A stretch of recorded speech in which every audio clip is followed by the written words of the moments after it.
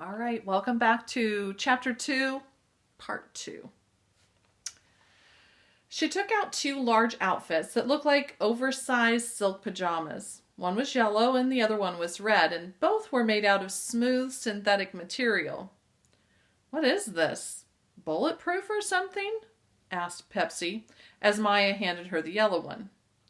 "No, it's a wingsuit," Maya explained. "Now quickly, put it on."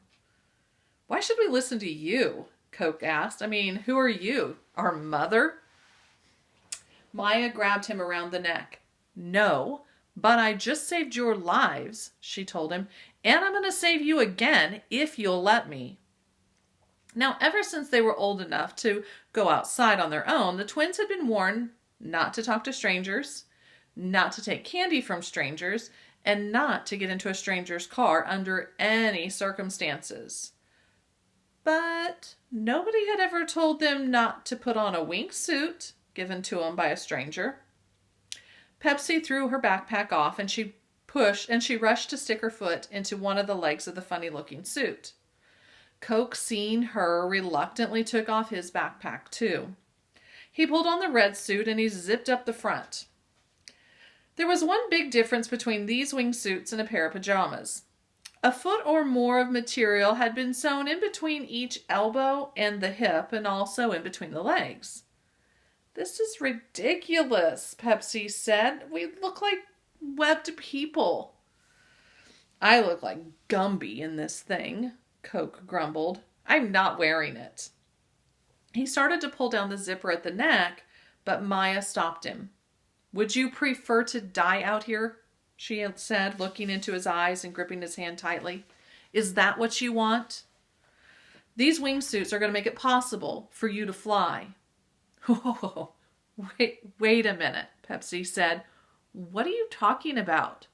Are you suggesting that my brother and I jump off the cliff?"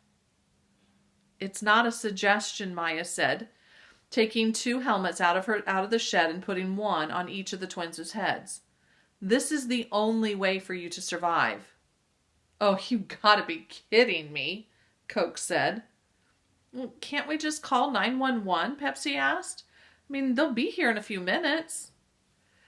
"I don't think you're grasping the seriousness of the situation," Maya told him.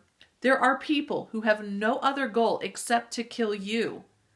The twins looked around to see that there were two more golf carts in the distance coming at them from different directions. "Look, I am not jumping off a cliff in some crazy suit just because some strange lady told me to," Coke said. "We are going to hit the rocks down there and die. This is insanity." "You won't hit the rocks," Maya insisted. "As soon as you jump, just extend your arms and your legs and you'll soar like a hawk." "But what about you?" Pepsi asked. "Who cares about her?" Coke yelled at his sister. "Why are you worried about her?" "I'll be fine," Maya assured them. "They're not interested in me. It's you that they're after."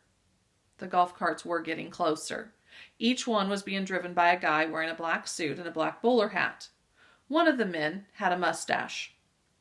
"Who are they?" Pep asked. Who's trying to kill us? And why are you interested in helping us? And how did you know to come here and wait for us?" "There's no time to talk now," Maya replied calmly. "All of your questions will be answered, but only if you jump now. Now, goodbye, be safe, and perhaps we'll meet again."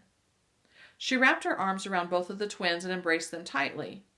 But just then, Coke looked up to see a green dart was sticking out of the side of Maya's neck. It was just inches from his face and probably was intended for him. Maya's legs buckled and she crumbled. Her eyes rolled back in her head and Coke and Pepsi caught her just before she hit the ground. "T-G-F," Maya said, gasping for breath. "T-G-F." And then she went completely limp. "I think she's dead," Pepsi shouted. "Brilliant, Brainiac. Now let's blow this pop stand." "Where are we going to go?" "Well, where do you think?" You mean yes. Coke took his sister's hand and he dragged her to the edge of the cliff. I can't do this, Pepsi yelled. Coke turned around and the golf carts had stopped about 40 yards away. The guys in the black suit and the bowler hats got out. Both of them were holding thin tubes about 2 feet long. They didn't look like flute players, and they sure weren't golfers. The one with the mustache had just put the tube up to his mouth. You're gonna have to jump, Coke hollered at his sister. You can't make me. Oh, yes, I can. And with that, he pushed his sister off the cliff. And then he jumped himself.